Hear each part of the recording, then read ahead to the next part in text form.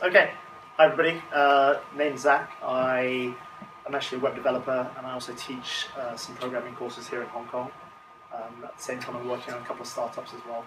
And I've been using or dabbling with React for a few weeks now.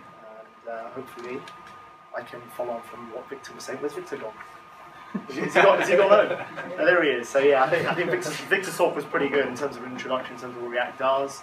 I've been playing around with it, so hopefully I can follow on from what Victor's been talking about and get some information. So, agenda, why React? I've got a couple of other perspectives, and then we can talk more about Flux. Actually, I didn't put my hand up then when you guys were asking, but a bit about Flux. I've been learning React in different ways, in different tutorials. If you guys want to learn React as well, I've got a few resources that might be good. Talk about React Native. And what is the future of, I guess, web development, seeing that React is gaining popularity, or at least a little bit of talk and shout. But okay, let's start. But first, can anyone tell me who this person is? Nobody? Yes? Is that Amanda Huffington? No. Good guess. Anybody else? Does it look like it? No. Okay. Ariana. Ariana. Ariana Grande. She's a bit old to be Ariana. No. Ariana Huffington. That's what I. Oh, Ariana. That's what you meant. Oh, yeah, sorry. Yeah. No. Not Ariana Grande. It's not Ariana Grande. Ariana Grande.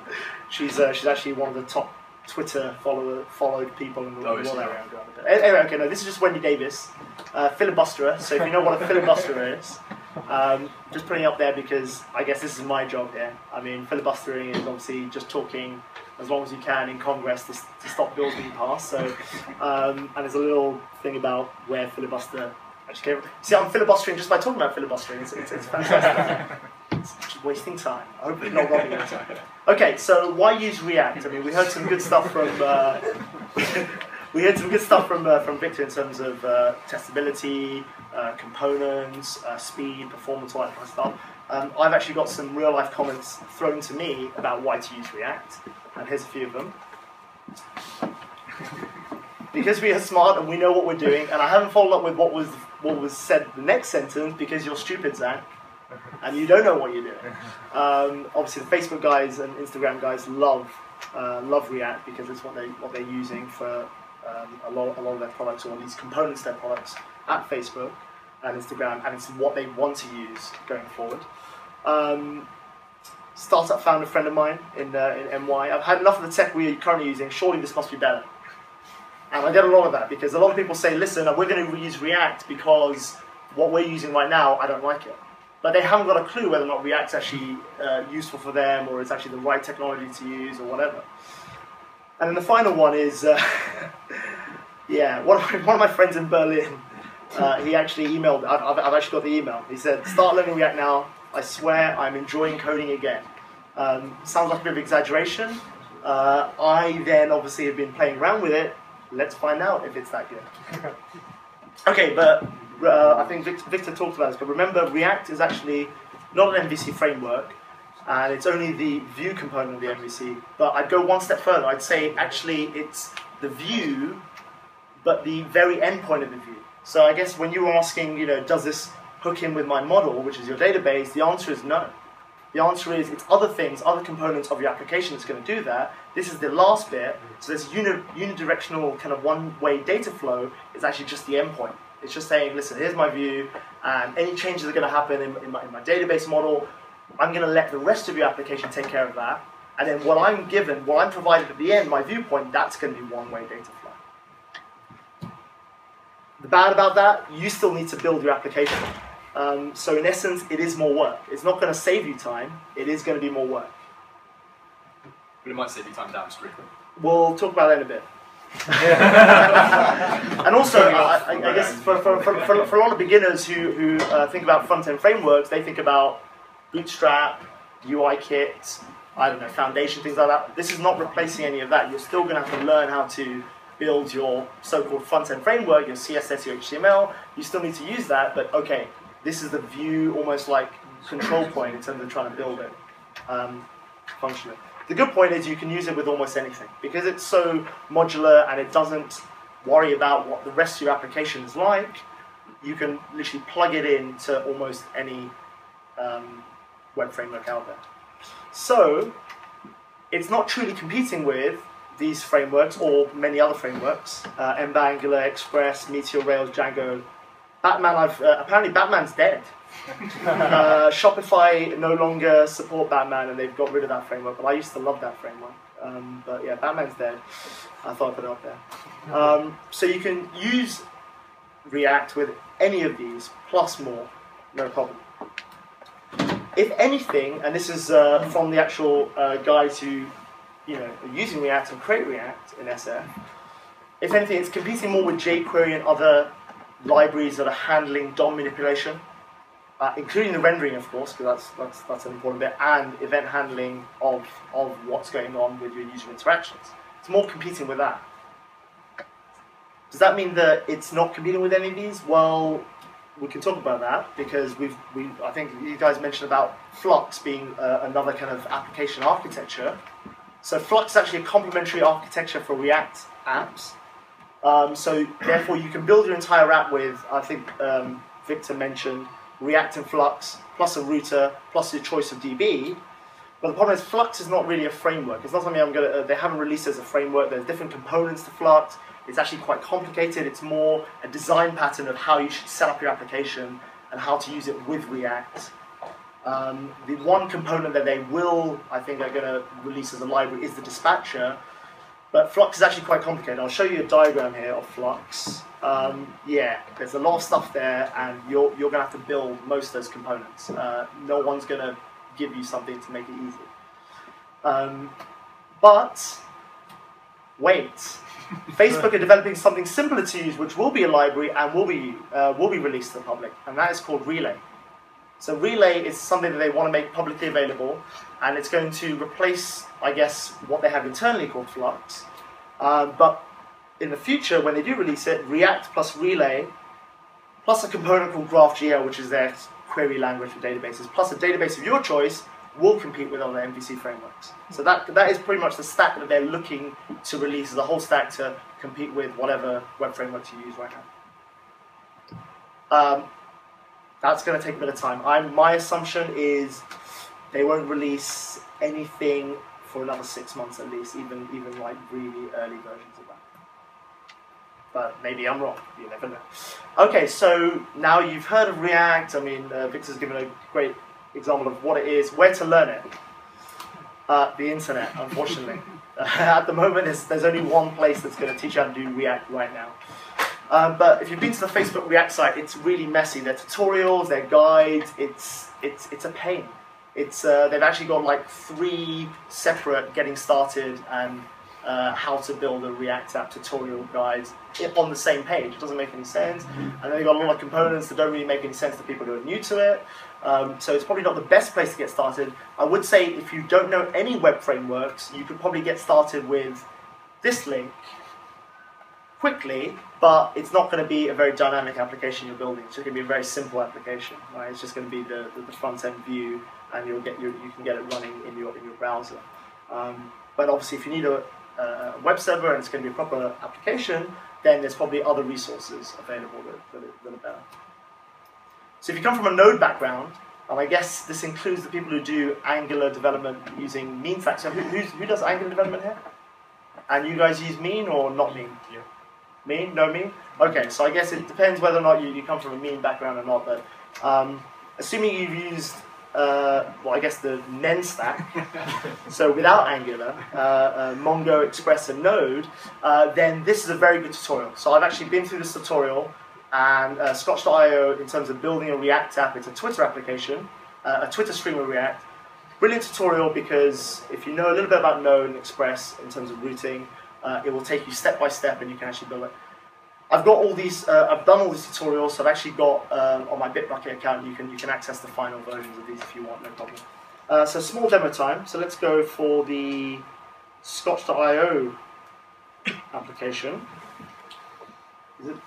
That doesn't look big enough, but okay, so let's go to React Node, I think it is. And I always forget this because I don't use this often enough. I've got to start the Mongo server first, right? Yes, which I don't have to do in Meteor. That's why we love Meteor. And now I think it's node server.js. And we'll look at the code in a second, but let me just get the app up. Okay, we have something running. And so the application itself is just a Twitter stream. It uses Node.js and the npm package twit to look for tweets with this hashtag. So if you guys have Twitter, send a message to with hashtag HKJS, and we should get something on the screen, hopefully. In fact, I'll open up another browser just to show their example, because not 3000, 8080. Yes, if you guys send any tweets with that hashtag HKJS, we should get something on the screen here. So it's actually quite simple. It's React at the front end, but it's, oh, here we go. We have something. Aftership is here? Really?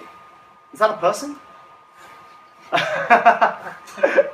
Good stuff. Okay, so you can see how it's using, as Victor's shown before. I can show you the code, but I think you guys might be quite bored by the code. You can look at the code later. But it's using state and properties to determine what should be on the screen for each individual thing. So when I click the tweet icon, it's actually click here to see them. It's actually changing the state for that particular client.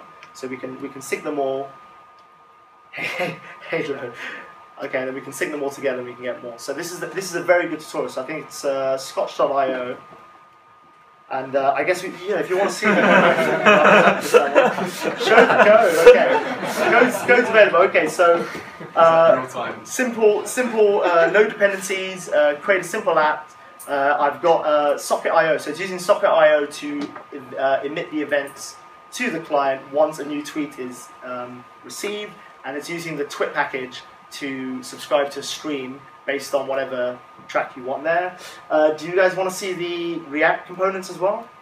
I guess so. So have a look. So have a look at. There you go. So it's based on classes, React classes, and then I mean, this is using JSX, so it looks like it's got HTML in there, and then you're just subscribing to the properties and then the state changes. So I mean, that's all part of the tutorial that you can read and look at yourself. I think someone said they didn't like JSX. Trust me, if you do the alternative, it's a pain, right? We'll show you what JSX versus non-JSX is, and you'll probably realize that JSX is a pain in the ass. Anyway, so yes, that's the Node tutorial. So scotch.io. Let me go back to the slides. Okay, if you come from a Meteor background, people have tried to make packages for Meteor for React. I've tried to use them.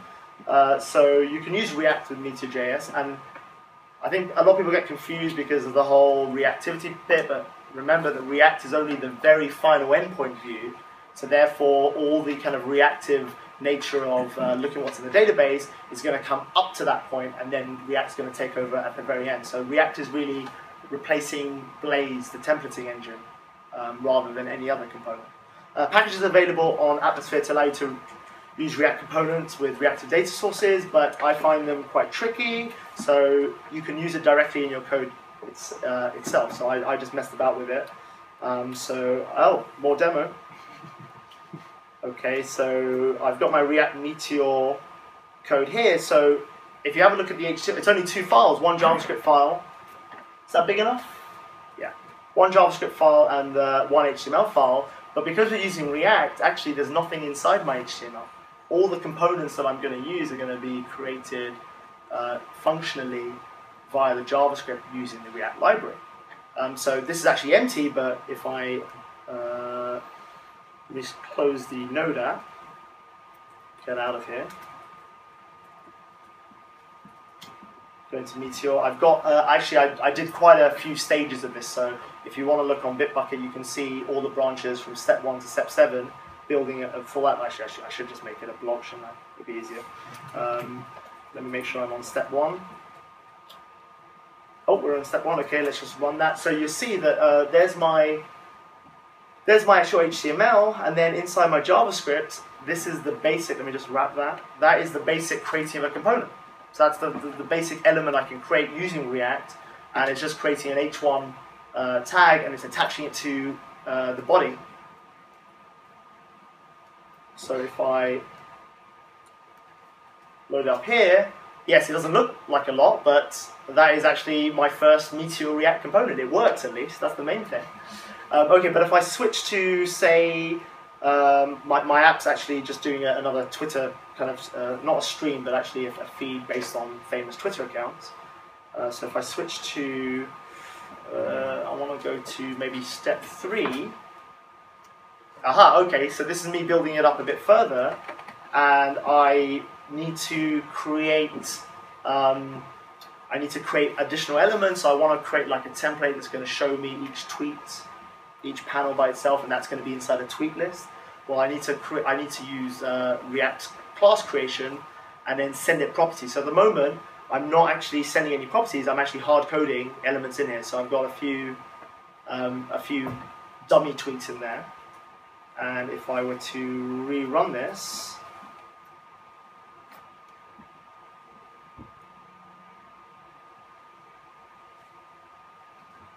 good.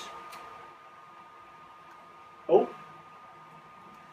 hold up. Have I actually switched to the right branch here? Git checkout. Oh, actually, maybe it's step 4 I need to go for, sorry.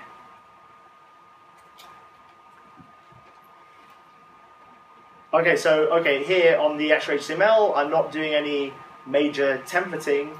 I'm actually just creating a couple of dummy elements that I'm just going to attach React components to, a title and a tweet page.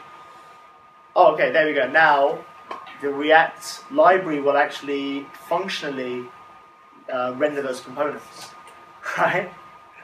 Done. Okay, and then the final step, I'm just going to switch to the final step. You guys can look at this on Bitbucket. It's probably better to do that. So the final step is me actually... Oops, git checkout, step 7. Okay, so now if you go to, okay, that remains the same. But if I go here, okay, this is now my full application, let's say, small application. And I'm creating different elements that are now going to be based on database values. So I think the bit that you guys might care about is this bit here. So I'm now rendering each tweet, but it's based on my my database, my MongoDB return statement, and at the moment I'm doing a tracker.auto run to make sure every time a new tweet is put in, it's going to add it to the view. And then the final thing is, normally you have jQuery, but in this case I'm actually using React's own kind of like event handlers which don't use jQuery, and each event handler is actually attached to each individual component, which apparently makes it more robust. You know, I mean, how many people here have heard you shouldn't use jQuery? It's so bad, and anybody heard anything bad about jQuery here? Just about one person, okay. But how many people actually still use jQuery in applications? Probably most people, because it's actually quite simple. I mean, I'm more of a advocate of whatever works, but this is the React way of doing things, and you don't need to use jQuery. So if I go to the actual application again this time, and hopefully, no, I haven't run it yet. So this is actually mimicking a application that I demoed on Friday for getting tweets from famous people. So at the moment, there's nothing in the database. I can clear the tweets, but this is not used. So there's no Blaze templating, there's no expressions, there's no helper functions, there's nothing like that. It's all going to be from React, and then I can get the tweets, and then it will just go through a whole bunch of famous Twitter accounts and just add them to the DOM. I think if I compared it to the previous application, it will look identical. I think the whole point with React is it's when your application becomes really data-driven and data-heavy, that's when you're going to notice the differences in performance and speed. Okay? Okie dokie, let me close that one. And let's get back here. Rails background, I won't show you the demo, but I actually haven't written Ruby for many, many years, and yet I did it today, and it's a great tutorial, so Hackan's tutorial, but it's not just downloading the source code from GitHub, you actually build it from scratch using their step-by-step. One of the easiest tutorials I've ever followed. It was so simple. Yeah, I rarely write Ruby, and I got it working. It's actually following Facebook's and React's comment list and comment box tutorial from their site and actually making it for a Rails app. So if you guys are interested in doing that, you can always look at the Rails tutorial. Obviously, very easy. Anything else? Any other kind of web frameworks? Well, like we said, we can use it with all other web frameworks. The one that comes to mind for me is, what would be another good combination? Well, you know, we've done the men stack to get the Twitter feed, but actually I had to write some code for WebSockets to actually do event emitters and send it out. What would be easier for me is having something like a Mongo-style database that you can actually watch for changes on with very simple methods, and automatically push it to WebSockets. Well, you guys are thinking of Meteor, because I guess that does that via the whole tracker function. But if you're not going to use Meteor, for whatever reason you don't like it, or you've got issues with it, actually they've come up with a new database called RethinkDB. It's been, I think they've been creating it for the last, or preparing it for the last 2-3 years. Who's they? It's a Y Combinator funded startup in San Francisco. Yeah, so I've heard of Rethink. Yeah. Rethink. It's actually a Ukrainian guy and some American guy together. But the Ukrainian guy is the brains behind the operation. I think the Americans just sell the product. But I was thinking, okay, React and Rethink is probably a good combination, because you don't need to write the sockets.io code. You can actually make it a lot simpler and just have a change feed watch on your view and have everything pushed. I'm currently in the middle of, I didn't finish this, I'll be honest, but I'm currently in the middle of preparing an example demo code for that one. I think I should have it done in a week or so. The MERN stack is the, what's that, Mongo, Express, React, and Node, yeah. Was it Rethink? No, this is to write, the one because we wrote the sockets.io code in the MERN stack, exactly. But it'll be a good combination. I think I should try and get that up and running. Okay.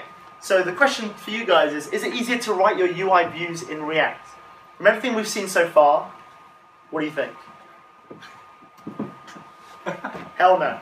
Right? Writing your UI views in React is not easier. I don't know who's trying to promote this, but it's not. It is more work. It really is, because if we go back to our code here and I show you the Meteor tweet code, I've got one HTML file with my main body there, and then here's my tweet template that is repeated every time there's something in the database. I mean, for me, that sounds quite easy. I go to my React code now for the same example, and I have to think about, oh my gosh, I have to think about so many things. I have to think about where the data is coming from, how to group components into parent components, because if you don't, you can't actually pass the data through to the child components. And then without JSX, I have to write it in this form, so that particular template, for example, here at the bottom in HTML, is actually redone in my exact same code in React, but I have let me just word wrap that, and it is, let me see, it is this one here. I have to nest the elements, create them, and make sure that my JavaScript's correct. Without JSX, it's actually quite difficult. Actually, the reason why I've done it this way is because I couldn't find a package that allows me to use JSX with Meteor right now. I'm sure eventually it will come up. But if I show you how to make that, there's a compiler service that will convert from JSX. So okay, this is what it would look like in JSX, right? And then if I put it straight in, it converts it to me in terms of what the plain vanilla JavaScript is. You can see I think it's actually a lot more complicated, personally. But it's not just that, it's also the fact that you've got a lot of additional elements that you need to think about before you actually create it. You can't, I wouldn't say it's not flexible, it's just that it's not quick development. It's not, I'm going to just shoot something out there and I'm going to work out how to do it later. It's not. But you're not learning to use React, or you guys aren't learning to use React yet, because you're probably not, but you're not learning to use React to make your life easier in the short term, are you? Right? That's the whole point. The whole point is you're not going to learn it because it's going to make your life easier in the short term. You're looking at the longer term tangible benefits. I feel like I'm back in the corporate world. Okay, tell us more about these so-called long-term tangible benefits, Zak. Okay. Well, the main thing they have is more maintainable code and arguably more understandable code. When I was creating that demo for Meteor, I was forced to think more about my design, my structure, in terms of what the data flow is going to be like, what I need to think about in terms of how am I going to pass the properties and states to these individual elements. It forces you to think in a very structured way, which is, I'm assuming is going to make your code more robust in the long term. More reusable code. This whole component pattern of building like small React components, that is definitely good. I mean, I've done a few demos now, and more I think about it, that kind of taking components, being able to reuse them is definitely a good design pattern, without a doubt. Apparently, more robust code that doesn't easily break on new feature development. The whole point, I think people are complaining about two-way data binding and templates and controllers and views and controllers because the fact is they think that, or maybe they're wrong, but they're thinking that every time you change the view significantly, you're going to have to go and update the controllers as well, right? Especially when there's like multi relationships going on, and that's what they're trying to avoid. They're trying to say, listen, forget about what the underlying data is. We just want to have the endpoint, and then you just give us some data, and we'll render what the view should be like. We don't want to care about what your controller's doing or what's being updated on the back end. So therefore, they say it should be more robust code. Testing becomes simpler. I'd have to agree with that because you're forced to think in component forms. Your unit testing is definitely going to be a lot easier. Is it going to make your integration testing and end-to-end testing easier? Debatable. Easier to onboard new developers. That's what Facebook is saying. But I guess when you don't have a team of like 20, 30, 100, 200, who cares, right? And then React Native. React Native, let's talk about React Native. Apparently it's a benefit. So what is React Native? Well, you're using the same declarative component style syntax and design as what we've just seen. So you've seen me take away all the HTML templates, and now I'm actually creating classes and components in React, and it's functionally creating DOM elements and then rendering to the screen. Well, it's using that same style and design, but it's declaring not for HTML elements, so not DOM elements, but for actual UI elements of native mobile interfaces. So you're no longer creating HTML elements. I don't know who here has done iOS development or Android development here, right? So what do you guys use usually for creating your views when you're doing like Swift or Objective-C? Using whatever native canvas libraries are or whatever, right? Yeah. And you're saying, listen, I'm going to do that. Okay, well, what they're saying is we're going to use those iOS elements, but we're going to create them the same way we've created them for HTML. So you're going to do a React.create class or create element, but now instead of what your element name is, being a div or a h1, you're now going to do it for actual iOS or Android elements using JavaScript. So it's not using PhoneGap or Cordova to wrap HTML, JS, CSS into native containers. No. You're not creating a container and then saying, let's do HTML, JS, CSS, and do that kind of conversion. And it's why you're actually creating a native UI view, because you're actually using native UI elements. The fact is that you're just doing it in the same way that you've done for the web. We'll use its own thread for accessing the GPU for handling the UI changes and animations. So React Native is supposed to do that. Therefore, performance benefits. Oh, benefits of React Native, here we go. So performance benefits should be a super smooth experience. And I've seen some React Native apps when I was in SF a couple of weeks ago, and boy, some of them look amazing. And so they've created the entire UI using React classes and components, but using other because it's flexible. They're bringing in like OpenGL, they're bringing in other things as well, and it's three-dimensional animations. It's looking cool, right? Doesn't mean that you're going to be able to build it, right? It's going to take a lot of learning and other things. Flexible. You use it when required. You don't need to use it all the time, because the whole point is that you're creating classes and components and pushing them to, I guess, in the web interface, you're pushing into the DOM, but it's mix and match. I don't need to do the whole thing in React. I can say, listen, I'm going to create my templates in HTML or whatever templating language you like, and for each component that I do want to use React in, I'm going to then say, okay, add this component. So it's still a mix and match approach, and it's still a mix and match approach for React Native. And same style of code structure as React components as I talked about, and in theory this should be quicker to build your UIs for mobile, obviously if you've done it before for web apps. It's not going to make it quicker for somebody who hasn't done it before. So you still need to learn React and be good at it before it's quicker to build it for you. Drawbacks of React Native. It still requires its own code base. With PhoneGap Cordova, you can have elements where you create your HTML and it's going to wrap it up and it's going to deploy it to Android or iOS, and you don't need to rewrite if you've written your code in a way which you don't need to rewrite it. Maybe you've used Bootstrap or something so that it's mobile friendly already.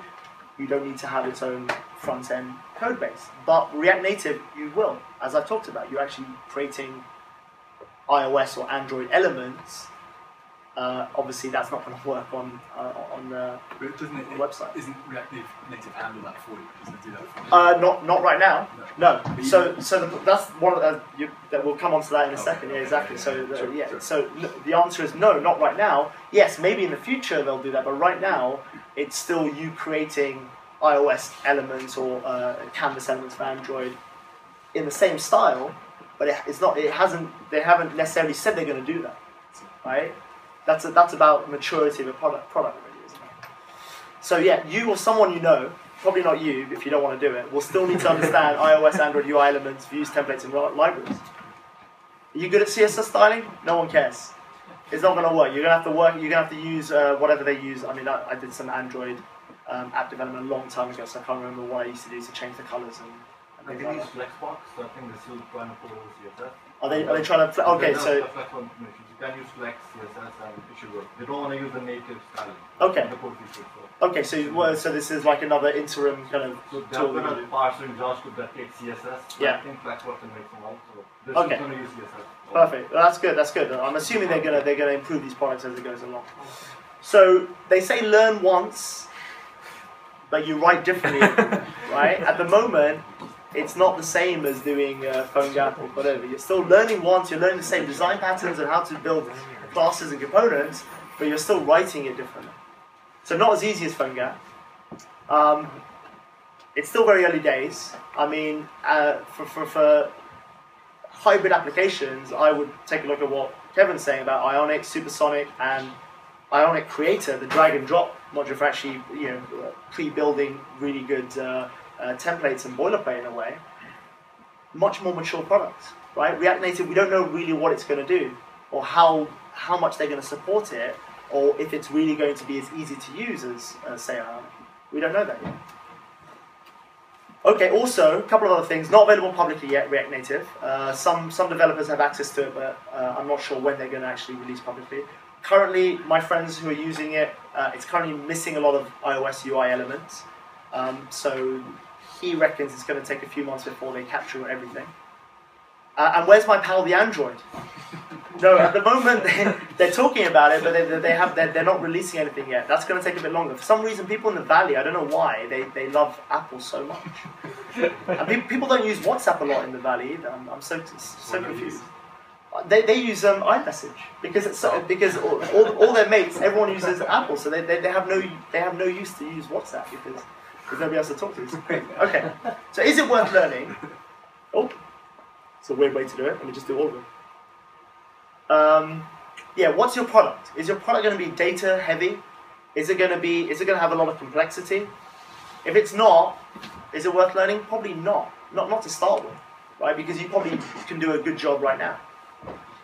How large do you see your team getting? The whole point of React being good is that it's supposed to make your code more robust and you can easily onboard new developers. Well, if you've only got like a couple of people working on your product, who cares? True? No, not true? How much do you hate your current stack? I mean, the whole point is that if a lot of people think, okay, I don't like the current stack for whatever X reasons. I don't like Angular because of this, or I don't like Django because of that. Well, maybe that's a reason for learning React and its design pattern.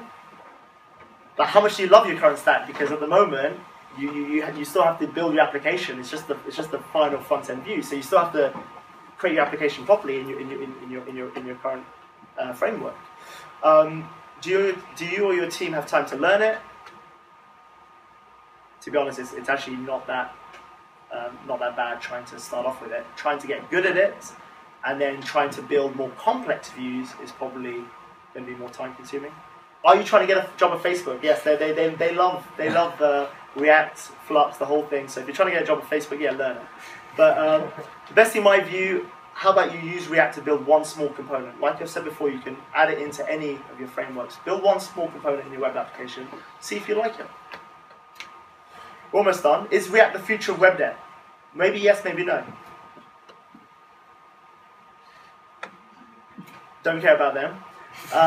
Performance benefits of virtual DOM diffing, right? That's a pretty interesting thing. The virtual DOM model seems to be gaining traction in terms of like the performance levels.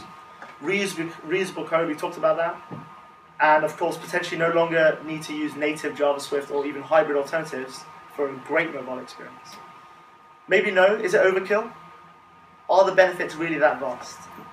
And if the benefits are that vast, you know what? Other frameworks are more likely to incorporate similar design patterns to close the gap. To be honest, right? When Angular 2.0 comes out, I'm sure you know they're not stupid guys, are they? They're pretty good guys as well. If there's really that much benefit to using React, I'm sure other people will clog on and figure out other ways to close the gap with their own frameworks. Okay, so conclusion, early days, wouldn't fully count on it right now. Perhaps the functional declarative design pattern for creating UIs is the future of web dev, right? Maybe not React itself, because we know that the geeks in the valley and worldwide are sure to create new tech based on those principles. You know, React, you can't own that principle. And like I said, other frameworks might gravitate to similar UI code design pattern if it's required. I think actually right now Angular has a directive that you can actually use React as well. I think, is that true, Victor? So yeah, so you can actually use React if you want in your Angular applications via a directive if you want. So I'm sure if that gains a lot of popularity, maybe it becomes really good. Okay, one final thought. You like the sound of React? It's got all the publicity. But how about you also check out the other frameworks that are using the virtual DOM approach? Because there are other frameworks that are also doing very similar behaviors. One's called, I don't know how to pronounce this, is it Mithril or Mithril? Mithril. Yeah. Rings or something. It's something like that, yeah. Apparently the performance ratings kicks ass in terms of like loading the JavaScript and also the rendering. Even compared to React, apparently Mithril is doing a great job. And the other one, Mercury, similar to React but very modular, and you can swap out components in and out for ones you don't like. You know, don't just think of React just because people say use React. Okay, that's it. Any questions? I hope I haven't robbed your time, filibuster style. First up, great job.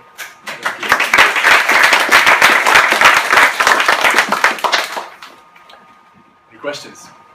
Just a comment about, so basically we wrote the React thing as a browser plugin using Zak Burki. And about the HTML part. Mostly people have a lot of HTML because of Bootstrap. So before Bootstrap came in, HTML used to be much smaller. But because Bootstrap has more of these components, we just copy and paste HTML and HTML is goes away. Now the thing with React is that they don't have good libraries. Like React, Bootstrap is it. Then the whole HTML becomes smaller. You don't have to create classes like model, dialog, and stuff. Right. React or model. So the HTML at the end, you never really touch the HTML until only a couple of components, and you just keep reusing them again. So in our code base, we use React, Bootstrap. We never really touch H1s or H2s or H3s. Right. And just end up them. But then but you're still creating Bootstrap components, right? You're still creating divs with class name, add the class name of... And the hierarchy is very low. The hierarchy doesn't turn out to be very high, I think. We'd love to see your code. That's what we'd love to see. We don't use JSX. We don't use JSX at all. You don't use JSX? We don't use JSX at all. And you're still okay with it because... the tree structure is higher, so we have many parents and children. So, yeah. So the number of files are higher, yeah. But the amount of HTML that is in one file is pretty like 10 lines. We see this guy's code, he sounds like a guy who knows his React. Fair play. Here we go, here comes the hard question of his. You mentioned testing. Yes. I was wondering what about React makes it better for testing specifically? I mean, this is purely on what I've seen over the last few days in terms of doing these tutorials, but I think it's the fact is that it's the scope being so kind of managed by these subclasses and components that your testing is going to be a lot easier to. It's going to be a lot easier. I know, but they use this terminology of a reason about, right, in terms of what your inputs and outputs are. So it's more an input and output black box rather than you have to check out what the other, you know, what your other reactive variables are or different states of other things. Yeah. Awesome. All right. Cool. That's it. So thank you, Zach. Thank you, Victor. So I think, yeah, next event will be maybe the end of the month, early next month.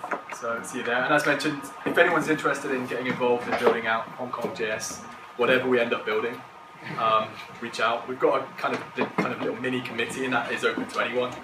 We've got a check-in call this Friday, and if you're not kind of in the loop on that, you want to be, reach out. You can obviously just reach out via the meetup. And similarly, we're, I guess, open for topics for the next event as well. So if anyone's got something they keenly want to talk about, it can be something you've done in existing stuff that you've seen already, but just perhaps done in a different way. It can be a product you're working on, or any of the new stuff that's coming. It's always coming in the world of JavaScript. Just don't call it JSX, JSX, JSX, and more. ReactJS, ReactJS. I thought that was quite cool, personally. He's a cool guy, isn't he? Okay, thank you everyone. See you next month.